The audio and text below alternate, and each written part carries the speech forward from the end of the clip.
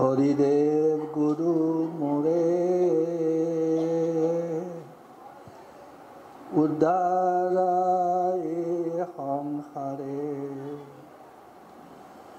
জয় জয় হৰি গুৰু হইলায় অবতাৰ শুদ্ধ ভাগৱত ধৰ্ম কৰিলা প্ৰচাৰ গুৰুৰ ব্ৰহ্মা গুৰুৰ বিষ্ণু গুৰুদেৱ মহেশ্বৰ চৰাচৰ জগতৰ গুৰু হে ঈশ্বৰ জয় হৰিদেৱ। সুধীবৃন্দ, আজিৰ এই গ্ৰন্থ উন্মোচনী সভাত উপবিষ্ট সৰুসজাই বৰসজাই মৈদাম হৰিদেৱী সংঘৰ সভাপতি শ্ৰীমান জীৱেশ্বৰ গোস্বামী আৰু মঞ্চত উপবিষ্ট সুধীবৃন্দ শ্ৰী ধীৰেন শৰ্মা ডাঙৰীয়া, আমাৰ এই বোৱাৰী মোৰ কাষতে বহি আছে শিক্ষাবিদ, আৰু আপোনালোক সকলোকে এই সভাত মই মোৰ ফালৰ পৰা শ্ৰদ্ধা আৰু অভিনন্দন আগবঢ়াইছোঁ। জীৱেশ্বৰে মোক কৈছে পুথিখনৰ বিষয়ে ক'বৰ কাৰণে। মই হ'লোঁ চিকিৎসা বিজ্ঞানৰ লোক, ধৰ্মশাস্ত্ৰ বা তাৰ ব্যাখ্যা এয়া কৰাৰ মোৰ ধৃষ্টতা নাই। কিতাপখন মোৰ হাতত দিয়াৰ পিছত অকণমান পঢ়ি চোৱাৰ প্ৰয়াস কৰিছিলোঁ আৰু বুজিলোঁ যে বনগয়াগিৰিয়ে যি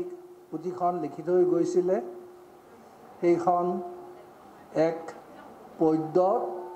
আৰু তাৰ ভাষাটো আছিলে আগৰ পুৰণি ভাষা। আমি সেইবিলাক বুজিও নাপাওঁ, বোধগম্য নহয়, আৰু সেইকাৰণে সকলোৰে কাৰণে বুজি পোৱাকৈ আমাৰ প্ৰচলিত অসমীয়া ভাষাত গদ্য ৰূপত অনুবাদ কৰিলে জীৱেশ্বৰ গোস্বামীয়ে। আৰু মই ভাবিছোঁ এই পদক্ষেপে আমাৰ হৰিদেৱ গুৰুৰ যি ধৰ্মৰ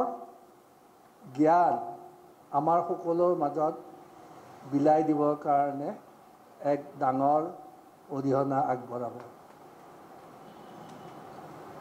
যে আমি জানো যে আমাৰ চাৰিজনা গুৰুৰ ভিতৰত হৰিদেৱ আছিলে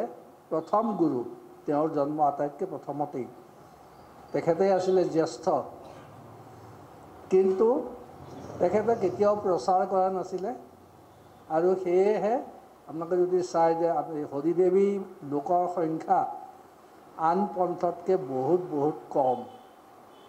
তথাপি এই মুষ্টিমেয় লোকে সদায় গুৰুজনাৰ যি বাণী, যি পথ প্ৰদৰ্শনৰ যি তেখেতে দেখাই থৈ যোৱা ৰাস্তা আমি ল'ব পাৰোঁ তাৰ কাৰণে চেষ্টা কৰি আছে। আৰু সেই ক্ষেত্ৰত আমি জানো যে হৰিদেৱৰ সত্ৰবিলাকৰ ভিতৰত প্ৰথম সত্ৰ আছিলে বহৰী সত্ৰ, গুৰুৱে নিজে স্থাপন কৰা সত্ৰ, আৰু তাৰপিছত তেখেতে তাৰ পৰা স্থানান্তৰ কৰিলে মানেৰীলৈকে, আৰু তাৰপিছত আন আন সত্ৰবিলাক তেওঁৰ শিষ্যসকলে স্থাপন কৰিলে। তাৰ ভিতৰত আমাৰ গাঁও কৈহাটী সত্ৰও আছে, জাগাৰা সত্ৰ আছে, হালদিবাৰী সত্ৰ আছে, আদি কৰি আছে সত্ৰ বহুত, কিন্তু বহুত বেছিও নহয়, এক তাকৰ সংখ্যক সত্ৰ। আৰু এই সত্ৰকেইখনৰ পৰাই আমাৰ হৰিদেৱৰ বাণী আৰু আদৰ্শ লোকৰ মাজত প্ৰচাৰ কৰিবৰ কাৰণে চেষ্টা কৰি আছে। যে আমাৰ যিটো হৰিদেৱী তত্ত্ব, যে বৈষ্ণৱ শ্ৰীকৃষ্ণই মেইন শ্ৰীকৃষ্ণই আমাৰ প্ৰথম গুৰু আৰু শ্ৰীকৃষ্ণ বা বিষ্ণু সেইকাৰণেই এইটো কয় বৈষ্ণৱ বুলি তদ্বিষ্ণু পৰমং পদং সদা পশ্যন্তি সূৰয় দিদিব চক্ষুৰাততম ওম কেশৱায় নমঃ গতিকে এই কেশৱ বা নাৰায়ণ বা বিষ্ণুক স্মৰণ কৰিয়ে আমি সব কাম কৰোঁ আৰু সেয়ে আমাৰ বৈষ্ণৱ ধৰ্মৰ মূল মন্ত্ৰ আজিৰ এই সভাখনত আৰু এখন পুস্তক উন্মোচন হৈ আছে সেইখন জীৱেশ্বৰৰ প্ৰয়াত পিতৃ মোৰ সম্বন্ধত দাদাই হয়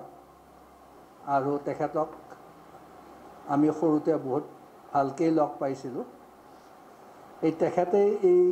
পুথিখন লিখিছিলে যিটো কথোপকথন আছিলে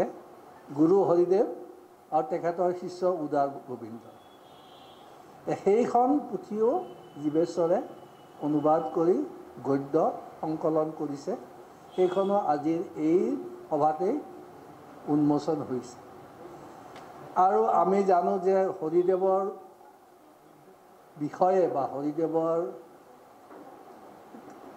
পন্থাৰ ওপৰত আমাৰ বৰ বেছি কিতাপ নাই হয়তো মূল পুথি বুলি ক'ব গ'লে 3খনমানহে আছে এই ধৰণৰ পুথি ওলালে আমাৰ নতুন প্ৰজন্মই পঢ়িব পাৰিব আমি পঢ়িব পাৰিম আমি বুজিব পাৰিম আৰু কিছু হ'লেও আমাক গুৰুজনাৰ বিষয়ে জানিবৰ কাৰণে সুযোগ এটা দিব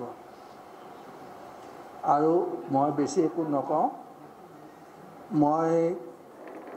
শ্ৰীমান জীৱেশ্বৰক অশেষ আশীৰ্বাদ জনাইছোঁ মোৰ ফালৰ পৰা এই যে মহৎ উদ্দেশ্যটো লৈ পেলাই তেওঁ এইখিনি আহি পাইছে আৰু আশা ৰাখিছোঁ আগলৈকে আৰু অধিক কাম তেখেতে হাতত ল'ব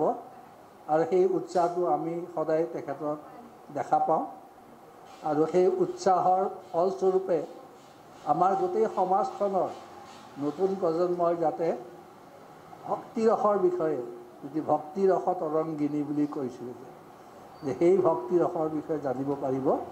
তাকে কামনা কৰি আকৌ এবাৰ গুৰু হৰিদেৱৰ চৰণত প্ৰণিপাত জনাই মোৰ বক্তব্য সামৰণি মাৰিম